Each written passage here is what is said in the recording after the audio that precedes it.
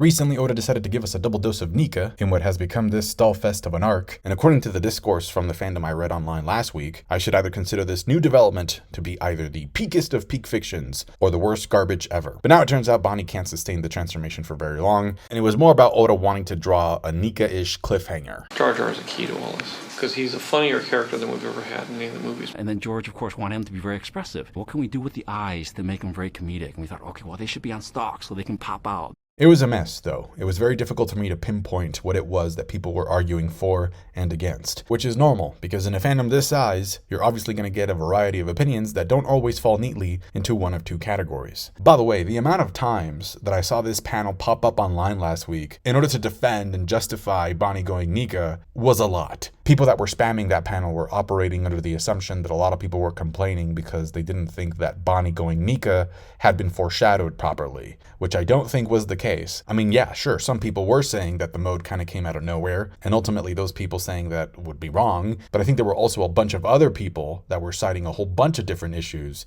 that had nothing to do with foreshadowing. Anyway, hypothetically speaking, let's say that I was interested in arguing that her transformation had been foreshadowed. I probably would have thrown this panel into the mix as well, just to change things up a bit, but then I also would have said something like, we've actually seen something similar happen in the story before, where a paramecia can copy someone's double fruit powers without any sort of prior training. I mean, because we literally see Brûlé be able to create a copy of Luffy and make use of his Gum Gum powers in the Enchanted Forest. I mean, granted, it's not the same thing as what Bonney does here, but using Brûlé's power as an example, I don't think that it would be too much of a stretch to suggest that a paramecia could be used to copy someone else's awakened double fruit powers for a limited time, which is what we ended up getting. What's interesting is that in the official translation, Mars calls Nika Bonney an illusion of the HH fruit, which I think kind of fits because we actually never got to see her fight off the Zoan's will trying to take over her. Now, a possibility that I brought up several months ago, in addition to the Straw Hats potentially getting Nika transformations due to Bonney's powers being transferable, was something that was connected to a limitation that was brought up by Bonney when she first gained access to Kuma's memories. Because in that scene, Oda makes it a point to highlight the fact that Bonney cannot interact with the past, but yet we see her in the present and she's able to bend the future to some extent, or at least have a future timeline manifest itself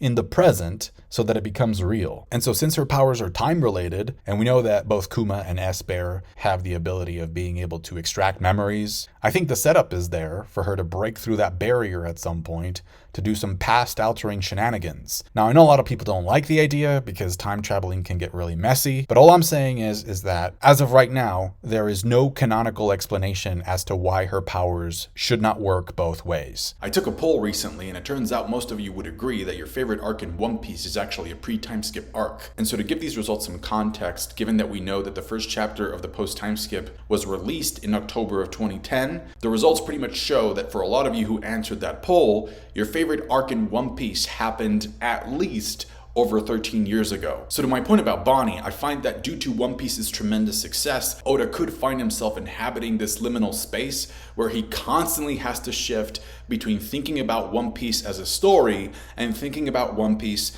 as a marketable product. Now granted, that's just the way things are for a lot of successful authors, but I think the pressure on him would be higher given the range and scope of the franchise, and also given the fact that he has to publish something on a semi-weekly basis. So with this whole Bonney situation being introduced, and given the fact that she's only 12 years old, it could be that Oda has already deliberately started planting the seeds for a One Piece Phase 2. You could even argue that we've already gotten a glimpse of this already prior to Bonney going Nika with that little giant kid that we saw back in Elbaf that was acting just like Luffy was in Chapter 1. So it's going to be Bonney, the little giant kid, who she's going to meet, by the way, because she's going to Elbaf, and then we could also throw in Makino's baby into the mix as well. So that'll be the trio, the main cast, and the spin-off will be called Time Traveling Adventures with Nika Bonney, the Little Giant, and the Son of a Snitch. And if it does turn out to be true that Bonney is somehow blood related to Shanks, that'd be pretty ironic because then that would mean that those three characters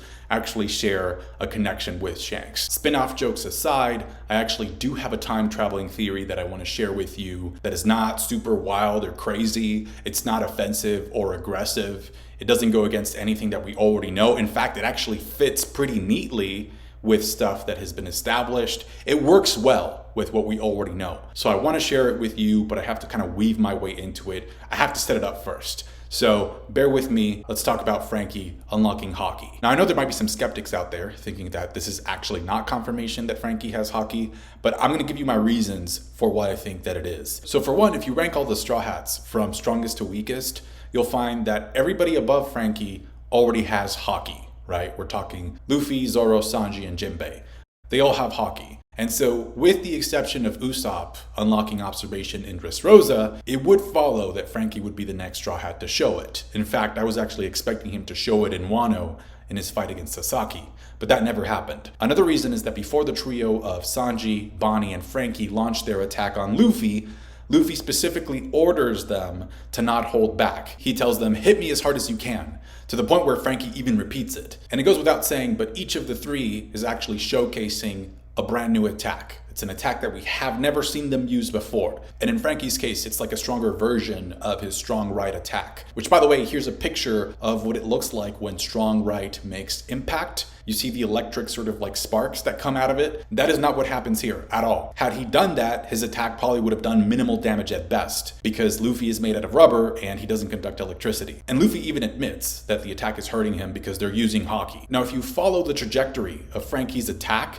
you'll see that Oda actually draws the impact 3 times in that action sequence. He draws it here, he draws it here, and he draws it here. All 3 of those images that I just showed you are depicting Frankie landing his attack on Luffy, which to me is a pretty clear stylistic replica of what we saw back in Wano when we saw Hyogoro using Rio. And yes, you could argue, how could it be possible that Frankie's using sort of like an advanced version of armament Haki if we haven't even seen him use basic armament Haki? And to that I would say, well, didn't we also see Zoro use Rio back in Alabasta to cut Mr. One via a metallic instrument that allowed him to channel his Haki? Also, as the trio is attacking Luffy, Frankie tells Bonney to push Luffy as if she were trying to squeeze the life out of his lungs. And so obviously Luffy's lungs are internal, and we know that Rio is all about dealing internal damage. So yeah, unfortunately for Frankie, he didn't get like a huge Haki unlocked specific scene for himself,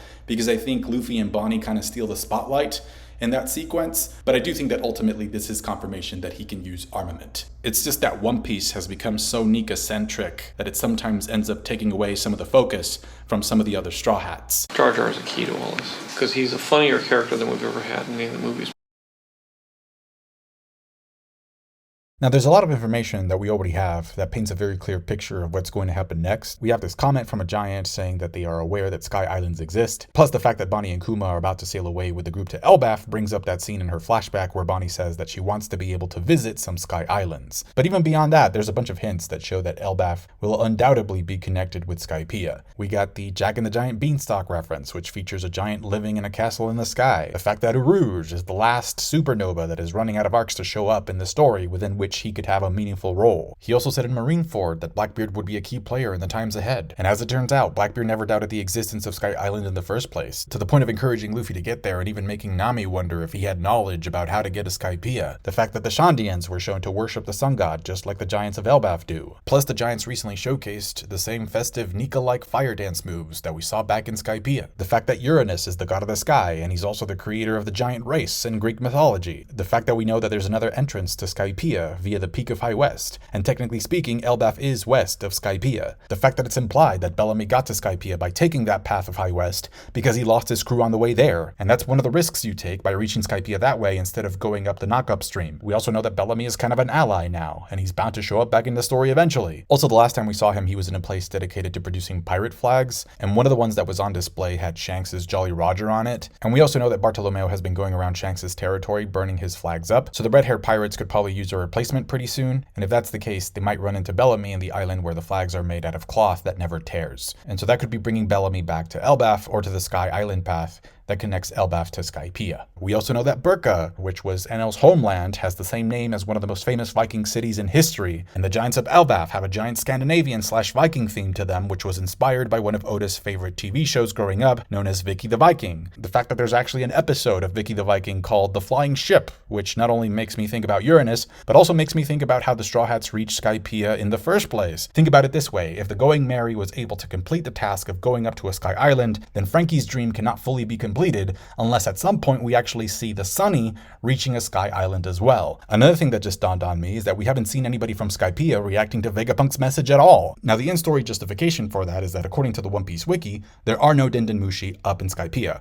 But I also think that the Skypians not knowing what's going on is an intentional piece of writing on Oda's part. The winged race is just too important for them to be kept out of the loop like this. So I definitely suspect that them not having access to the broadcast is going to pay off in a sort of ignorance is bliss sort of way. And that'll lead to them ending up helping the Straw Hats out of some kind of a crisis, just like we're seeing the Giants do now. Something else that's going to turn out to be pretty important moving forward, which also connects to Skypia, is the importance of gold. Now, in One Piece, from the very beginning, the story has been very clear in showing that greed or the achievement of monetary gain cannot be a priority in the search for freedom. For example, what good is gold and treasure if you're about to starve to death because you have no access to food or resources? Another example of this would be Nami collecting all this money because she had made a deal with a tyrant, and by the end, the money ended up not mattering because Arlong needed to be held accountable for what he was doing. Now, with that said, even though gold is not a priority in the story, at least not in the obvious monetary sense, it's still there. It's sprinkled throughout the series, and I think part of it is that you can't really tell a pirate story that doesn't incorporate gold to some degree. I mean, it's featured in the very first page with Rogers' name. In Chapter 1, Luffy makes a promise to Makino that he'll pay her back in the future for all the food that she's given him. The color spread for Chapter 100 features the Straw Hats celebrating along with a bunch of gold. The same thing is true for the color spread of Chapter 1000. We have the city of Shandora, which was known as the City of Gold, and Enel used the gold to build his Arc Maxim. A long time ago, Wano was known as the Country of Gold. Plus, we've seen golden dragon statues in both the palaces of Fishman Island and Alabasta, and so it's there. And so the question becomes then, if One Piece is a pirate-themed story and the value of gold is not monetary, then why is it important in One Piece? Well, it's important because it tells us where to look. Because as it turns out, the element of gold is actually from outer space. This is not me making stuff up. You can look it up, you can Google it. Gold comes from space. So keeping that in mind, and how Blackbeard has the power of a black hole, how the Gorosei are named after planets, how Vegapunk is also called Stella, which means star, how devil fruits are stated to have some type of gravitational aura emanating from them, how the founding families of Wano, except for one, all have names that have the character of moon in them, how the 11 supernova are called supernova, which is the term we use for when a star explodes, or like how Enel says as he makes his way up to the moon that gods belong up in the sky, and how it turns out that Luffy has the sun god fruit. And so all these space-related concepts that have been silently staring at us in the face all point to One Piece going from being an adventure story to an adventure story that originated from a sci-fi world, or at least with sci-fi in mind. And again, I think the Gorosei are proof of this. I've been talking about them not being human for a long time now, and there's a line that Venus Judo had recently where he says, "Bioresponse detected," which is such an extraterrestrial thing to say. Like, it reminds me of that scene from WALL-E, where Eve finds out that there's still life on Earth after WALL-E shows her the plant. So in addition to saying that the Gorosei aren't human, I've also been saying for a while that I don't think they're devil fruit users either. Like, we just got a panel of Top Man leaping into the water, showing no apparent concern over drowning due to having the standard devil fruit weakness. Plus, we also saw Jupiter spitting out a seraphim, which was encased inside of one of those special bubbles that have the energy of the sea, which means that he didn't have a problem with swallowing it in the first place. So from what we've seen, the elders don't show signs of having the standard devil fruit weakness, which in my mind makes perfect sense because I think they're all connected to Imu, and since Imu's name backwards means sea in Japanese, and Imu wants to flood the entire world, why would the elders who are a part of Imu be weakened by the sea? I mean, that wouldn't make any sense. If the Gorosei could drown, that would make them a huge liability. Alright, so now that I've established that the lore of this story seems to be headed in a more sci-fi oriented direction, I can go back to talking about time travel, which falls neatly underneath the science fiction umbrella. So it's been pretty much confirmed recently that what gives Emeth or Emmet the energy he needs to move is the sound of the drums of liberation, aka the sound of Luffy's heart. We know this because we got a scene of him sinking while Nika was not active, but the moment Luffy goes back into Gear 5, that's what reignites Emmet and gives him the energy to pull himself out of the water. And it can't be Bonney because Bonney is very clearly out of commission, and we actually see the robot punching Top Man after that. So in order for the robot to work, it needs the beat. It needs the dun dun dun dun dun dun dun dun. It needs that. Now, something that we were told at the beginning of the arc is that Emmet attacked Marijoa 200 years ago. And after that, that's when the world government made this alliance, this pact with Fishman Island, and all of a sudden, the government decided to stop discriminating against fishmen, at least on paper. because we know that discrimination still exists. But then we also have a quote from one of the Gorosei saying that the Nika fruit has not awakened in centuries upon centuries. Now, I'm not a total English expert here, but when somebody says centuries upon centuries, I think they mean way more than 200 years. So if Emmet needs the rhythm of the drums of liberation to be able to move, which is a part of the Nika awakening, and Emmet attacked Marijoa 200 years ago, but the awakening of the Nika fruit hasn't happened for even longer than that, then how was Emmet even able to move 200 years ago? And so my answer to that question is an effort/team up between Nika Luffy and the Nika time-traveling Bonney. Dun, dun, dun, dun, dun, dun, dun, dun. If Bonney can learn how to break through the time barrier and interact with the past to some extent, the two of them can actually combine their efforts. Luffy can use the sound of his heart, the drums of liberation, to awaken Emmet in the past 200 years ago, and then have him work his way up to Marijoa so that he can scare Imu and the world government enough so that they change their policies against fishmen. Now, this would probably need to happen after Luffy learns more about Joy Boy and his apology to the Mermaid Princess. I think Luffy learning about Joy Boy's guilt would be a strong motivator for him to go briefly into the past and alleviate some of the pain that way. And it wouldn't be this big thing that would royally mess up the timeline either, because we already know that the giant ran out of energy, which means that the time travel was not sustainable, but it still left this cool little footprint in the fight for freedom. And that's another thing too. If Nika is all about embodying the concept of freedom, because this is a work of fiction, if Oda wanted to stretch that concept out, he could say, yeah, it's about the freedom to choose your future, but also the freedom to be free in the past as well. Kind of reminds me of that scene from the Snyder Cut of Justice League where Flash says, make your own past, make your own future. It's all right now. And speaking of that, the casting for Mr. 3 that was announced recently is the guy who plays Polka Dot Man in the Suicide Squad. That is 10 out of 10, perfect casting. I don't know if you've actually seen James Gunn's The Suicide Squad, but if you haven't, go check it out, or at least, YouTube these scenes with Polka Dot Man. Perfect fit. That's what I envisioned an actual live action version of Mr. 3 looking, sounding like, and acting like. Also, one last thing about Bonney. When it came to her flashback and she was telling Kuma that at one point in her life she wanted to visit some Sky Islands, after that she also says that she wants to go to Fishman Island. So there you have it, a time traveling theory that actually fits. Luffy Nika, Bonney Nika go back in time, briefly, temporarily, to fight for Fishman rights. That's it for me. Thank you so much for watching. Take care. Appreciate the support. Have a good rest of the week. I'll catch you guys later. Bye.